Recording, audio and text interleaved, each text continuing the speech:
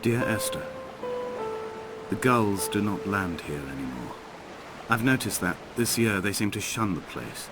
Maybe it's the depletion of the fishing stock driving them away. Perhaps it's me.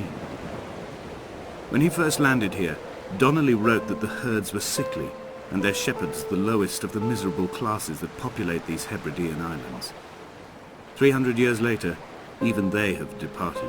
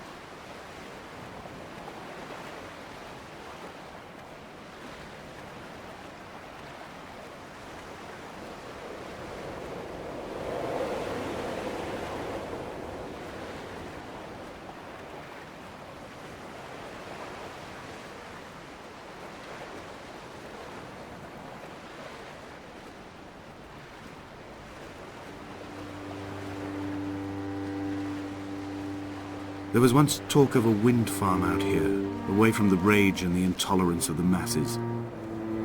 The sea, they said, is too rough for the turbines to stand. They clearly never came here to experience the becalming for themselves. Personally, I would have supported it. Turbines would be a fitting contemporary refuge for a hermit. The revolution and the permanence.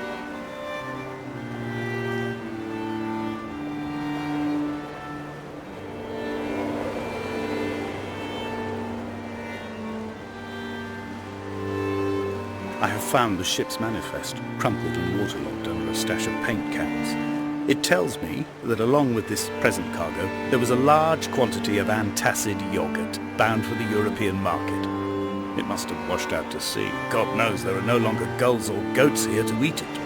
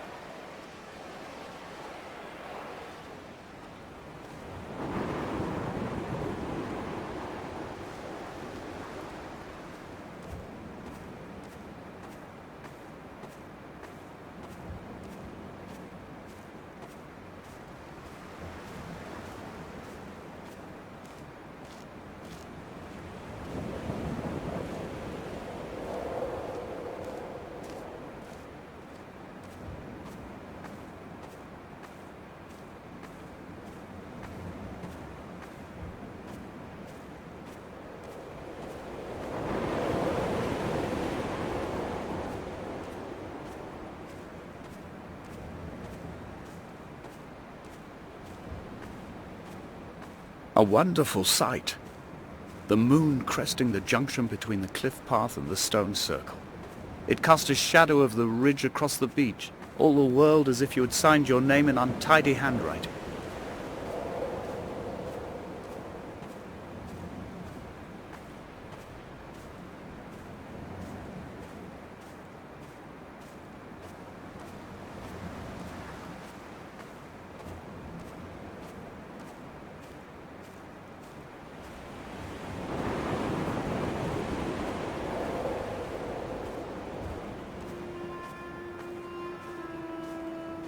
When someone had died or was dying, or was so ill they gave up what little hope they could sacrifice, they cut parallel lines into the cliff, exposing the white chalk beneath. You could see them from the mainland or the fishing boat, and know to send aid or impose a cordon of protection, and wait a generation until whatever pestilence stalked the cliff paths died along with its hosts. My lines are just for this. To keep any would-be rescuers at bay. The infection is not simply of the flesh.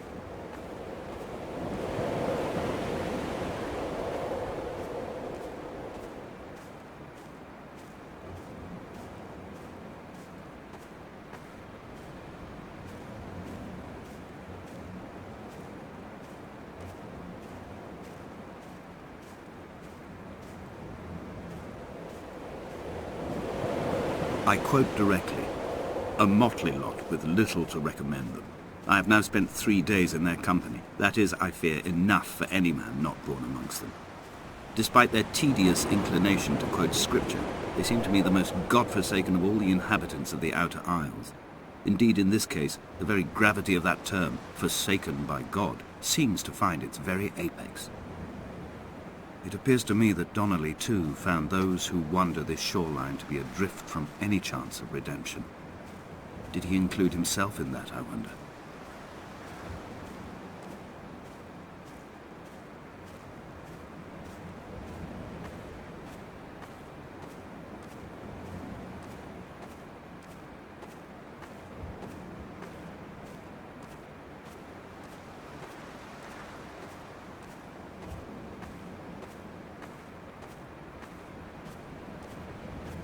Dear Esther, I met Paul. I made my own little pilgrimage. My Damascus, a small semi-detached on the outskirts of Wolverhampton. We drank coffee in his kitchen and tried to connect to one another. Although he knew I hadn't come in search of an apology, reason or retribution, he still spiraled in panic, thrown high and lucid by his own dented bonnet. Responsibility had made him old. Like us, he'd already passed beyond any conceivable boundary of life.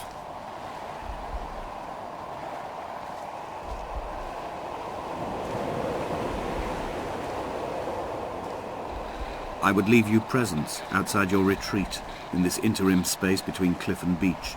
I would leave you loaves and fishes, but the fish stocks have been depleted and I've run out of bread.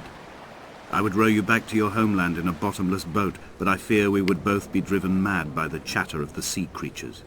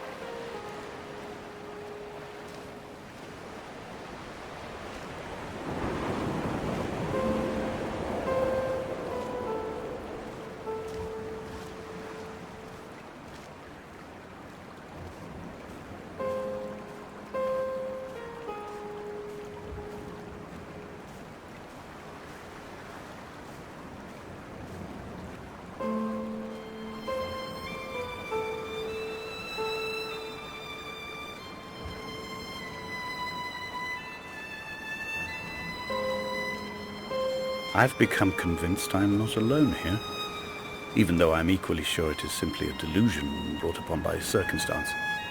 I do not, for instance, remember where I found the candles, or why I took it upon myself to light such a strange pathway.